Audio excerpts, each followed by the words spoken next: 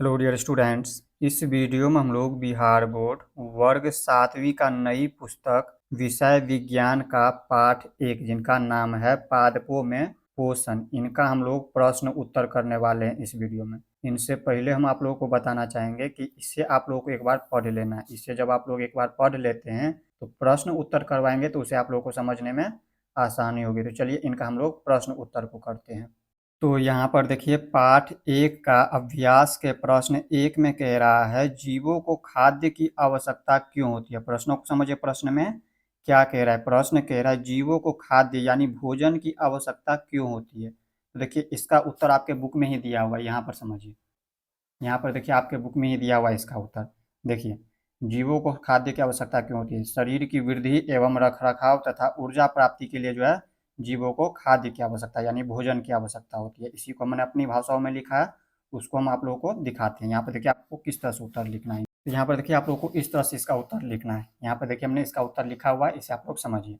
देखिए प्रश्न क्या कह रहा था, कह रहा था जीवों को खाद्य की आवश्यकता क्यों होती है यानी कि भोजन की आवश्यकता क्यों होती है। तो इसको हम लिखेंगे जीवों को जीवित रहने एवं शरीर की सभी क्रियाओं को सुचारू रूप से चलाने के लिए खाद्य की आवश्यकता होती है। इस तरह से आप लोगों को उत्तर लिख देना है छोटा में।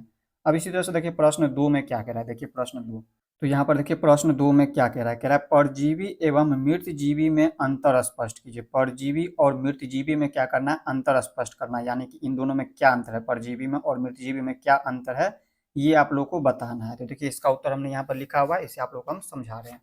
प्रश्न 2 में क्या कह रहा था, परजीवी और मृतजीवी में अंतर स्पष्ट करना है। तो इसका उत्तर आप लोग को लिखना है परजीवी एवं मृतजीवी में अंतर निम्न प्रकार यानी कि इस प्रकार है। तो देखिए इधर हम परजीवी वाले लिखेंगे और इधर मृतजीवी। देखिए दोनों में क्या अंतर है। देखिए परजीवी में क्या होता है, इसमें जीव किसी सजीव, सजीव यानी जिसमें जान हो, उसके द्वारा अपना भोजन और आश्रय करते हैं। अब देखिए इसमें अंतर क्या है मृतजीवी में, इसमें जीव किसी मृत एवं विघटित जैविक पदार्थों से अपना भोजन और आश्रय करता है। अब इसी तरह से परजीवी में दूसरा, ये किसी जीवित जीव के शरीर या अंदर रहकर पोषण प्राप्त करते हैं। और यही मृतजीवी में देखिए ये मृत जीव सड़े गले पदार्थों में रहकर पोषण प्राप्त करते हैं। अब देखिए इसका उदाहरण से समझते हैं। देखिए तीसरा में हमने उदाहरण लिखा हुआ है। उदाहरण में हो गया अमरबेल, मच्छर, जू, खटमल इत्यादि, ये सभी हो गया इसका उदाहरण। ये जीवित जीव के शरीर में रहते हैं, जैसे ये सभी देखिए। ये जू, जू आप लोग जानते हैं क्या होता है, वो माथ में जो होता है जू, वही जू की बात हो रहा है यहाँ पे। अब इसी तरह से यहाँ पे देखिए इसका उदाहरण, ये मृत जीव सड़े गले पदार्थों में रहकर पोषण प्राप्त करते हैं। इसका उदाहरण देखिए चमड़ा, अचार, मशरूम इत्यादि, ये सभी इसका उदाहरण हो गया। तो इस तरह से आप लोग प्रश्न संख्या 2 को समझ गए। अब हम देख लेते हैं इसी तरह से प्रश्न संख्या 3 को। अब देखिए इसी तरह से प्रश्न संख्या 3 में क्या कह रहा है। कह रहा है आप पत्ती में मड यानी स्टार्च की उपस्थिति का परीक्षण कैसे करेंगे। तो देखिए इसका उत्तर हमने लिखा है, किस तरह से आप लोगों को परीक्षण करना है। यहाँ पर देखिए जिस तरह से हमने लिखा है उसी तरह से आप लोगों को भी लिखना है। देखिए प्रश्न 3 क्या कह रहा था, कह रहा था आप पत्ती में मंड यानी कि स्टार्च की उपस्थिति का परीक्षण कैसे करेंगे। तो इस तरह से आप लोगों को परीक्षण करना है इनका। देखिए पहला स्टेप में आप लोगों को क्या करना है, सबसे पहले एक हरी पत्ती लेंगे। सबसे पहले क्या करना है, आप लोगों को एक हरी पत्ती तोड़ करके ला लेना है। अब देखिए दूसरा स्टेप क्या करना है, हरी पत्ती को गर्म पानी में 5 मिनट तक उबालेंगे। इसके बाद देखिए तीसरा स्टेप क्या करना है, फिर पत्ती को एक प्लेट में निकालेंगे और थोड़ा ठंडा होने देंगे। चौथा स्टेप में क्या करना है, अब उस पर आयोडीन घोल की कुछ बूंदे डालेंगे। और 5वें स्टेप में अब रंग परिवर्तन को ध्यान से हम देखेंगे। देखिए इसमें आप लोगों को ध्यान रखना है, अगर पत्ती में मंड यानी कि स्टार्च की उपस्थिति होगा तो आयोडीन के संपर्क में आने पर जो है पत्ती का रंग या तो नीला हो जाएंगे या फिर काला हो जाएंगे। इसे आप लोग को याद रखना है। तो इस तरह से आप लोग प्रश्न संख्या 3 समझ गए होंगे। अब हम देख लेते हैं इसी तरह से प्रश्न संख्या 4 को। अब देखिए प्रश्न संख्या 4 में क्या कह रहा है, कह रहा है हरे पादपों में खाद्य संश्लेषण प्रक्रम का संक्षिप्त विवरण दीजिए।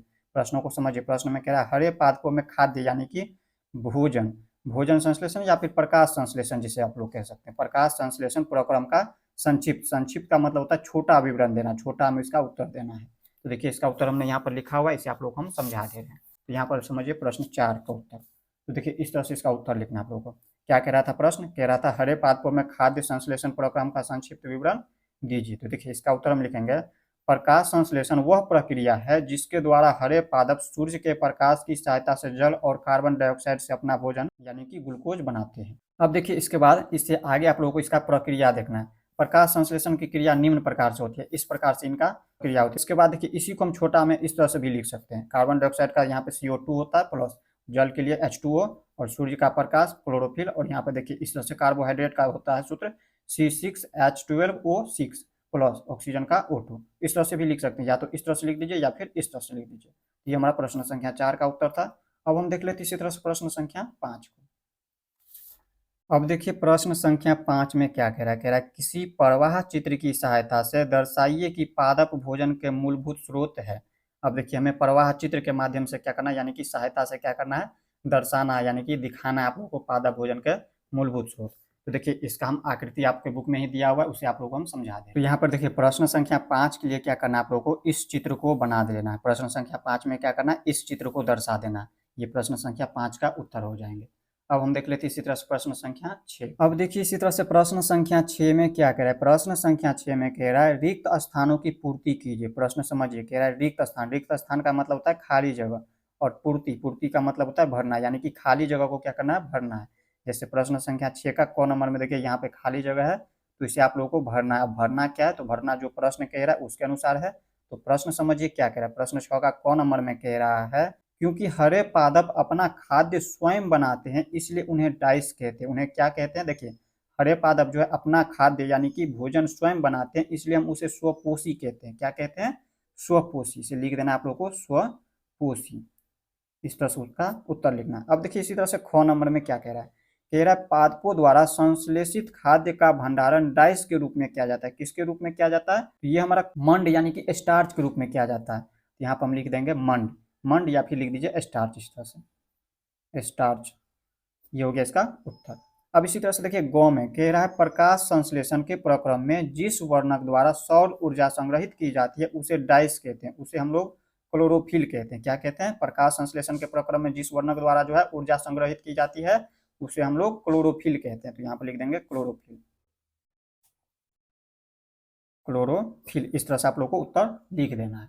अब देखिए इसी तरह से घ में क्या कह रहा है, घ में कह रहा है प्रकाश संश्लेषण में पादप वायुमंडल से डाइस लेते हैं तथा डाइस का उत्पादन करते हैं। तो देखिए प्रकाश संश्लेषण में पादप वायुमंडल से कार्बन डाइऑक्साइड लेते हैं और ऑक्सीजन गैस को जो है छोड़ते हैं। तो यहाँ पर हम लिख देंगे कार्बन डाइऑक्साइड और यहाँ पे हो जाएंगे ऑक्सीजन। तो देखिए प्रकाश संश्लेषण में पादप वायुमंडल से क्या लेते हैं, CO2, कार्बन डाइऑक्साइड, यानी इसको हम छोटा में लिखना चाहे इस तरह से CO2 लिख देंगे, CO2।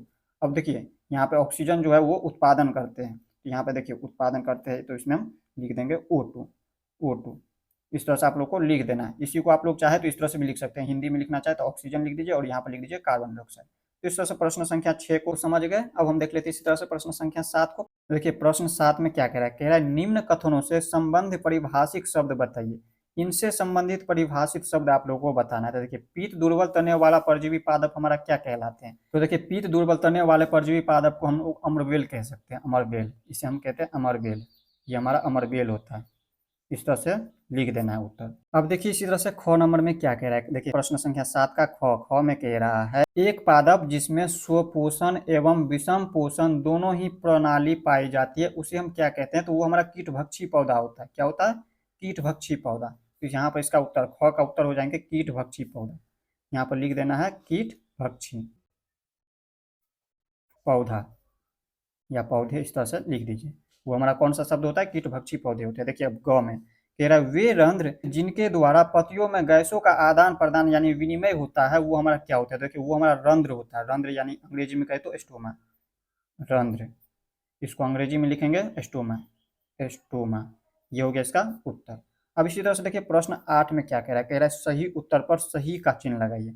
इसमें देखिए क नंबर में जो प्रश्न है इनके अनुसार सही उत्तर पे हमें चिन्ह लगाना है। तो देखिए प्रश्न 8 को समझते हैं हम लोग। तो यहाँ पर देखिए क में कह रहा है अमरबेल उदाहरण है किसी का। देखिए अमरबेल किसका उदाहरण है, स्वपोषी का, परजीवी का, मृतजीवी का या परपोषी का। तो इसमें से किसका उदाहरण है, तो देखिए अमरबेल जो है परजीवी का उदाहरण। किसका उदाहरण है, अमरबेल परजीवी का। इस तरह से हम परजीवी पे टिक लगा देंगे।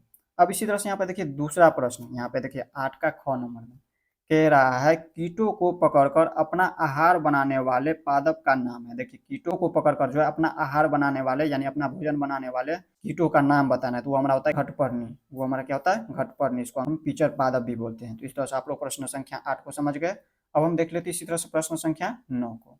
अब देखिए प्रश्न संख्या 9 में क्या कह रहा है, कह रहा है कॉलम ए में दिए गए शब्दों का मिलान कॉलम बी के शब्दों से कीजिए। कॉलम ए में ये जो हमारा शब्द दिया है क से लेकर च तक, उसे हमें कॉलम बी में ये जो शब्द है पहला से 5वीं तक, इससे हमें मिलान करना है। तो देखिए कॉलम ए में देखिए जैसे कॉलम में कह रहा है क्लोरोफिल। अब क्लोरोफिल किस में पाया जाता है? देखिए क्लोरोफिल हमारा पत्तियों में पाया जाता है।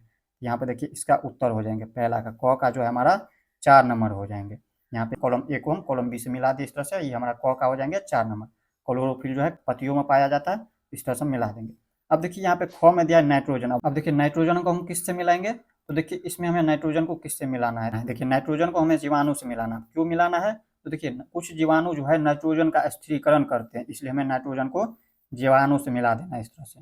अब देखिए इसी तरह से गौ में कह रहा है अमरबेल। अब अमरबेल को हमें किससे मिलाना है? तो इनसे पहले आप लोग प्रश्न में देख चुके हैं, अमरबेल हमारा क्या होता है? परजीवी होता है। तो हम इसे क्या कहेंगे? अमरबेल को हम परजीवी से मिला देंगे।